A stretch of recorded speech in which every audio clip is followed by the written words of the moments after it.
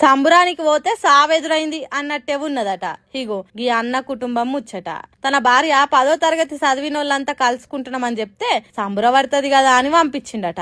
Hago అదే 3 పానాలు తీసి 4వ పానం నడిమిట్లుండే తట్టి వేసింది. చెన్నయ్య అనే ఇతగాడి భార్య రజిత 3 పిల్లలతోని సంగారెడ్డి జిల్లా అమీన్పూర్ అనే ఊర్లో ఉంటున్నారట. భార్య రజిత ఎప్పుడో 30 ఏళ్ల కింద కలిసి చదువుకున్నోళ్ళ గెట్ టుగెదర్ పార్టీకి పోయిందట. ఆడ కలిసి చదువుకున్న ఓ మనిషికి దగ్గరైందట. అతగాడు కలిసే వరకు మొగన్ని మర్చి వాని మాయలబడి ఒళ్ళె వాలిపోయిందట. 45 ఏండ్ల రజితకు ఏం పోయే కాలమో తెలియదు గాని వానితోనే కలిసి బతకాలని నిర్ణయం తీసుకున్నదట.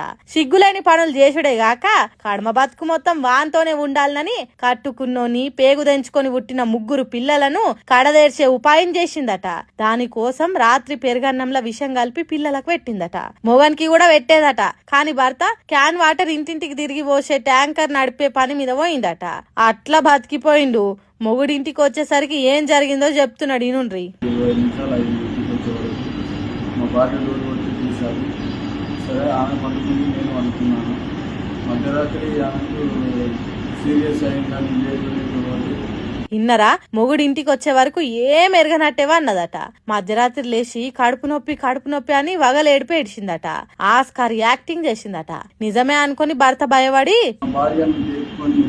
బయటకు వస్తుంటే నాకు ఒక్కరిని కాక ఏడిస్తే మా అబ్బాయిని పోయి బాబు పక్కన వాళ్ళని అని చెప్తామని లేపిన. మా అబ్బాయిని లేపితే మా అబ్బాయి అప్పటి వరకు చనిపోయి ఉన్నాడు. ఇంకొక అబ్బాయిని కూడా పట్టిస్తాను.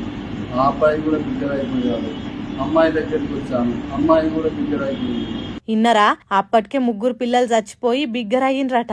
దాని చేతులకు జట్టలు బుట్ట కన్న బిడ్డలని ఎట్లా చంపాలనిపించింది. గడుచుదానా నీ పాపపు చేష్టల కోసం పసికండ్లను చంపుతావా గయ్యాలదానా. ఆ పెరుగన్నం పెడుతుంటే పిల్లలు తల్లి ప్రేమ అనుకున్నారు కావచ్చు గాని నువ్వే వాళ్ళ పాలిట ఎమకింకరి అనుకోలేదు కావచ్చు. పిల్లలు చచ్చిపోయి తనకేం కాకుంటే అనుమానం వస్తుందని విషం కలిపిన అన్నం కొద్దిగా తిని చచ్చిపోతున్నట్టు యాక్టింగ్ చేసిందట వగలాడి. ఈ ముచ్చట తెలిసిన చుట్టుపక్కల జనాలు 45 ఏండ్లల్లా నీకు ఇంకో మొగుడు కావాల్సి వచ్చిందానే, బంగారం అసోంటి 3 పిల్లలను పొట్టన పెట్టుకున్నావు కదనే దరిద్రపు దాన అని తిడుతున్నారట. పాపం కదా.